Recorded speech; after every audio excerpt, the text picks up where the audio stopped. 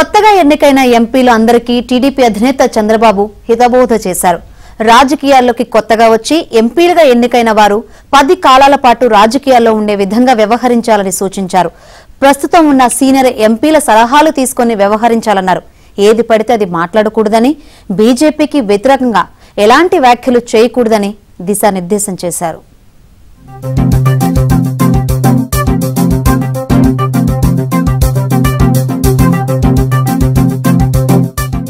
దేశంలో మూడోసారి ఎన్డీఏ ప్రభుత్వం ఏర్పడుతున్న తరుణంలో సొంత పార్టీ ఎంపీలకు టీడీపీ అధినేత చంద్రబాబు నాయుడు జాగ్రత్తలు చెప్పారు.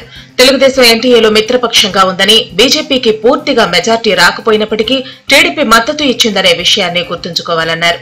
ఈ అంశాన్ని దృష్టిలో పెట్టుకుని బీజేపీపై విమర్శలు చేయటం, నేతల్లో చులకనగా మాట్లాడటం చేయవద్దని ఆయన సూచించారట.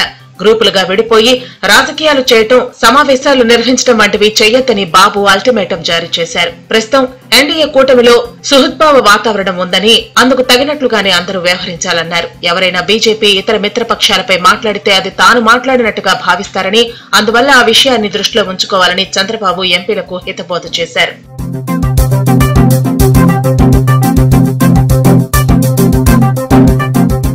ఇదిలా ఉంటే టీడీపీకి ఎన్ని మంత్రి పదవులు వస్తాయన్న ఎంపీల ప్రశ్నకు చంద్రబాబు క్లారిటీ ఇవ్వలేదు.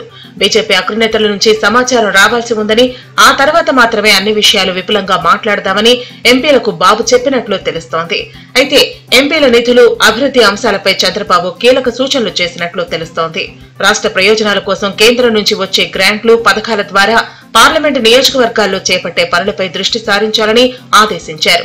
విద్య, వైద్యం, నిర్మాణ రంగం, మౌలిక సదుపాయాలు, రైల్వే, విమానయాన ప్రాజెక్టుల వంటి అంశాలపై దృష్టి కేంద్రీకరించి రాష్ట్రానికి ఎక్కువ ప్రయోజనం కలిగే విధంగా చూడాలని చంద్రబాబు ఎంపీలకు సూచించారట.